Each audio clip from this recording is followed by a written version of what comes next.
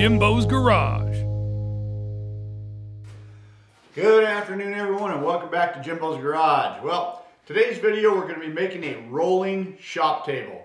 A client of mine has a sign shop, and he was asking me if I could help them make a table that was 5 feet wide and about 9 feet long. It's going to have casters on it so they can roll around the shop. We're going to be using some 2-inch square tubing and some 10-ply 5/8 thick plywood for the top and for the storage underneath. So let's get started on today's video. All right, so we're getting started at the same place we normally do for a metalworking project, and that's over at the metal cutoff saw. We're working with some 2-inch square tube, like I had mentioned in the intro. This is 0.63 wall thickness, which is just about 1/16 of an inch.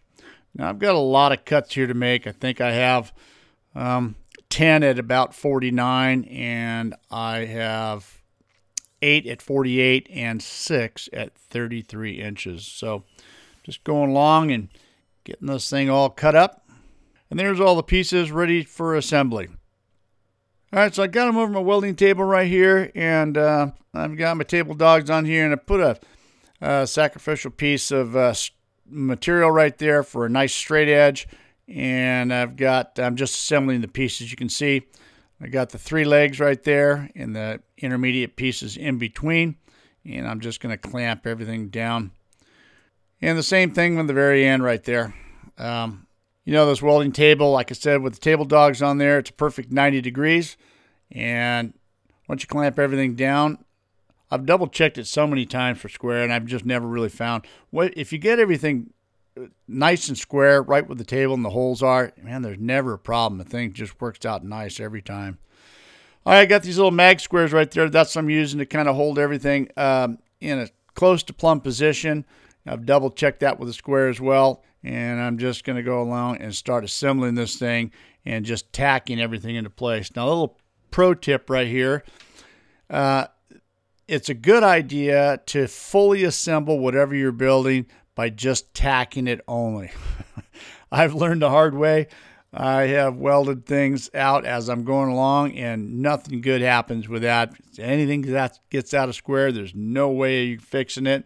At least if you just tack it, and by the time everything is all put together, you got a fighting chance of just racking it around a little bit and squaring it up. If it was all welded out, there's just no way that's going to happen. Trust me, I've learned the hard way.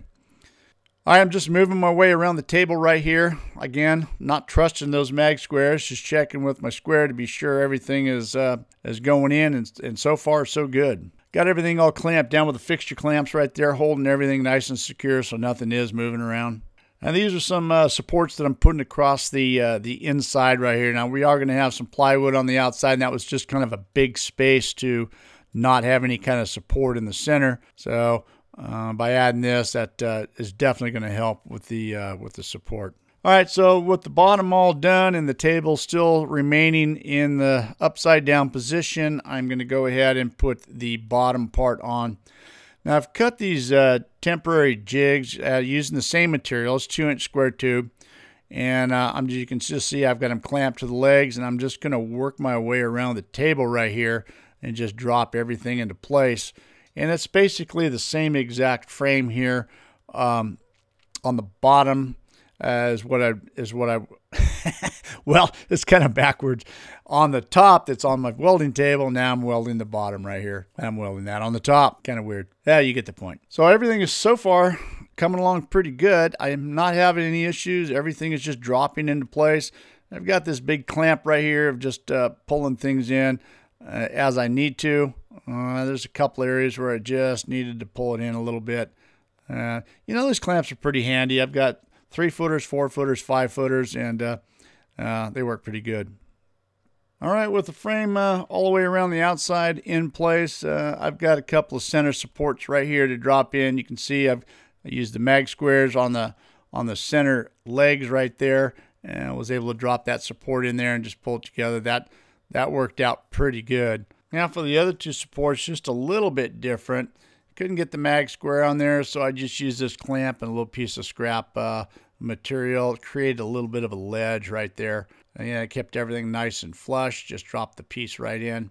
and then just put the clamp in there and just pulled any kind of gap that I had and tightened it up. I was able to do the same thing for the other side, and got that all done. All right, so before I welded everything completely out, I wanted to double check for square just to be sure that I didn't have to make any final adjustments. Everything is looking really good, and now the fun begins. I say the fun, I mean, there's a lot of welding, there's a lot of joints that's got to be welded here, but the beauty is it's all at a good height. I'm not having to get on my knees, I'm not having to be overhead too much or down on the ground or doing a lot of bending over. It's really comfortable. It just really made for a good project right here. I'm just doing a lot of the, flat, horizontal, vertical up, vertical down, just, it's fun to do all this type of different welding. It gets you good practice, and it's just a lot of fun. There's a lot of welds, though, a lot going on right here. I did make a couple adjustments. I am working off the HCP Pro Pulse 200 here, and I started, I don't know, somewhere around, I think it was 230 inches a minute. I am using 35 thousandths wire, and I made my final adjustments after a few welds here. I got it turned down just under 200 inches a minute. I believe it was around 190 or so. That seemed to be the sweet spot for what we're doing right here. Even though this is all sped up, it really didn't take me too much time to go through here and get all this done. I just stayed right with it. Once I started, I stayed right with it until I got it all done. You can see right here, even up on top of my welding table, and getting the stuff on the bottom side and the stuff that I couldn't get from underneath. That was kind of fun. I'm in my 60s and I can still jump around and do these things barely, but I can get it done. I just didn't want to move anything. I did not wanted to move the table at this point. Everything is just staying really nice and square, and I'm not having any issues, so I didn't want to be tipping it up or tilting it or anything at this point. I just wanted to be sure and get everything done while I got it in this position right here. All right, so now I'm just going to do some grinding here. I am not grinding all the welds. I'm just grinding the outside welds, the stuff that would be on the corners that would be accessible that you're going to see.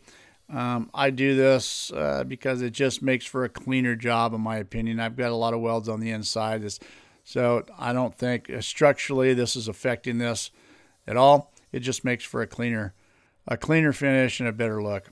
That's not my opinion anyway. I've got other people that may differ with that, but for me, it works out pretty good.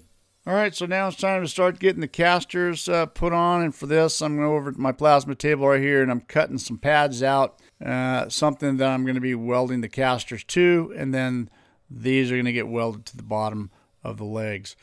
I've had this Delusional Design plasma cutter here for about almost 3 years now, and still working pretty good. All you got to do is just change the consumables out on a regular basis, and man, this thing cuts like brand new.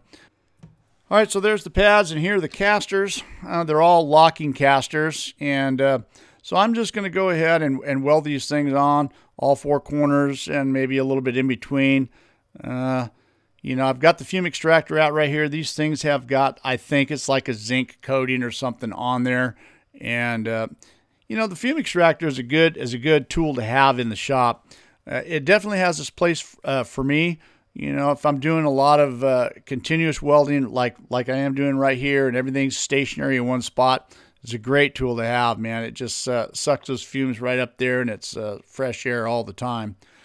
But a lot of times when I'm welding a project like this, a big table, for instance, I'm moving, every weld is just 2 inches long, and I'm moving to, all over the table. It's not real practical to have that fume extractor, but man, for situations like this thing is really, really a good thing to have.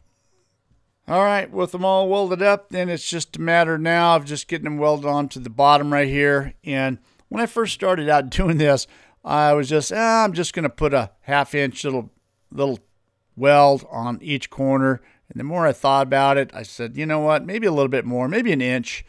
Maybe 1.5 inches. Maybe I should just weld it all the way around. One thing I was thinking about is I was envisioning this table being in service, and the caster's breaking off the bottom. So I decided it's best to just go ahead and just weld this thing all the way around. So I just repeated that process, got all 6 of them welded on. Didn't take too much time at all. All right, there it is. That part of it's all complete, and now it's time to get a little bit of paint on this thing and get the wood top on it. All right, so here it is. You know, I get a lot of guys asking me, you know, what do you do for paint? Do you prime? Do you paint? Do you powder coat? Do you spray? What do you do? Well, in this situation, you can see I'm just rattle canning this, no primer. And I know that the paint job doesn't look very good here, but I am getting a glare. This was done really early in the morning. I did put a couple coats on this thing, and it did turn out pretty good, even though it doesn't look this good right here. I'm getting a lot of glare. And I didn't primer this. I am just doing this. This table is going to be inside use only, so I'm not too worried about it. But a lot of times I do powder coat. Most of the time, outside gates especially, they get primed and they get painted with a couple of coats. But for this is all we really need. All right, so here's this 10 ply plywood. This is 5 foot by 5 foot birch plywood. You know, I use this stuff a lot. Not all the time, but on special projects, this stuff is really strong. It's not readily available at most your big box stores. This came from a specialty plywood store. The stuff, because it's such an odd size, 5 foot by 5 foot, it's not easy to find that. Being this is 10 ply, super thick, super heavy, and really strong.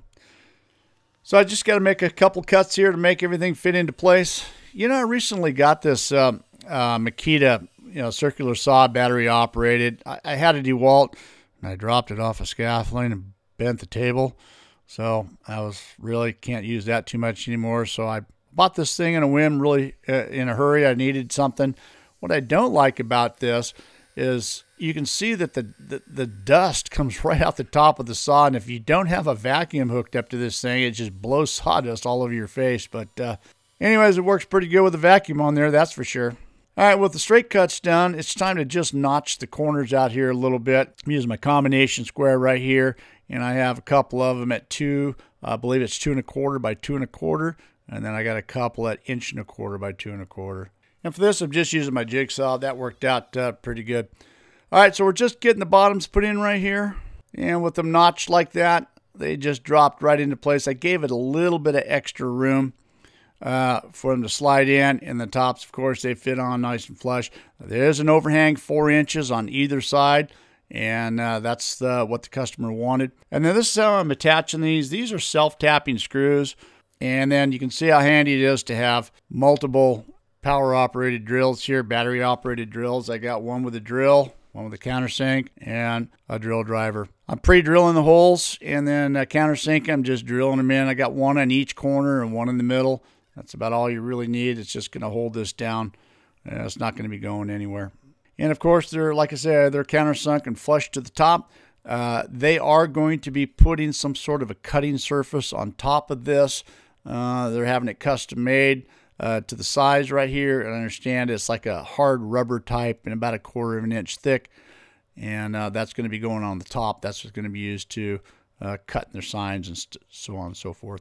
All right, I got that done, and one of the last final things is I just wanted to go around the outside edge with this, sponge sanding block right here and just catch all the rough edges. And just like that, the table is complete. You know, this was a fun little project. I really enjoyed it every step of the way. It was very comfortable to make, and this is a good little table.